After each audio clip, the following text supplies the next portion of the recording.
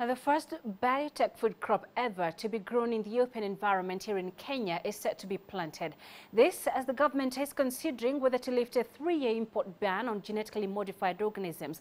But the introduction of the crop, insect-resistant maize, will depend on whether Kenyans opposed to GMOs will have raised credible evidence on why they should not be grown in the open. Already, a consumer lobby group has threatened to go to court if the government does not present sufficient evidence to prove transgenic crops are safe for humans and the environment. So far, GMO crops in the country have been grown either in laboratories or greenhouses to avoid possible environmental contamination. Now, Liz Lenjo joins us in the studio to discuss matters pertaining to intellectual property in this raging GMO debate here in Kenya.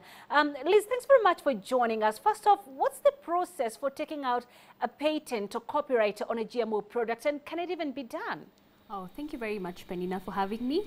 Now, when we're talking about GMOs and intellectual property, there are two sets of intellectual property that can be attained. There is a patent, and there is what we call the plant breeder's rights on the plant variety.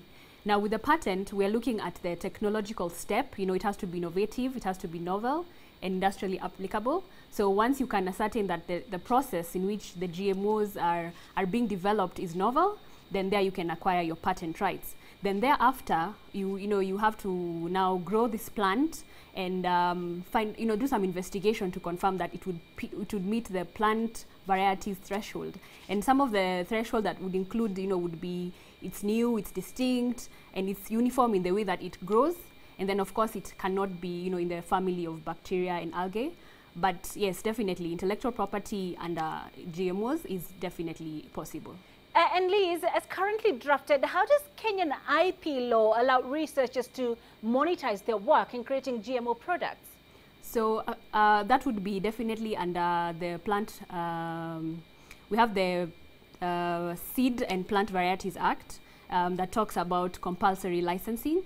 And the issue of GMOs and food security is very important. So governments tend to come in once a plant breeder has these rights to ensure that the food is, the seeds are getting out there, there is supply, and we can grow the crop and people are able to have the access. And then there's something else that we also call parallel imports, where this plant breeder can now proceed to import the new plant breed or the seeds themselves. And now this can be done now on a profit level. The difference between compulsory licensing and parallel imports is, with compulsory licensing, the government intervenes and there's some sort of negotiation that takes place in terms of the pricing and what kind of royalty the rights holder would have.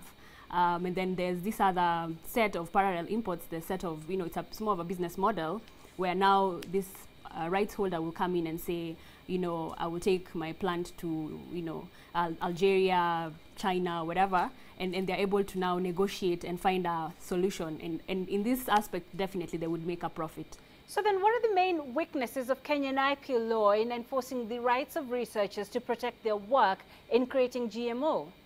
I think the biggest weakness is just the lack of understanding. There have been previous debates, people are trying to claim that the issue of patent rights and plant breeder rights are sort of, clashing, but I don't feel like that is the position, and it's not possible because with the patent, we're just looking at the rights over the exclusivity of, the technology aspect, but thereafter, with licensing in place, you can proceed to commercialize, your plant rights and everything, the plant variety.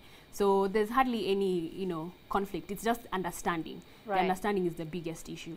Okay, so let's look at the flip side of the argument, Liz. Critics of GMOs often warn that allowing companies to patent seeds effectively gives them a monopoly on their sale and use. Does that criticism have any legal basis? I don't feel like it has legal basis because intellectual property vests with the creator. Now, the creator or the inventor would have the option now to proceed on how they would commercialize their intellectual property. So if it's a company, let them proceed with how they would want to proceed. If it's an individual, the same thing. At least our laws are in place and we have, compulsory licensing that's provided for in the Plant Breeders Act under Section 23. So I believe there is really not much conflict in that respect.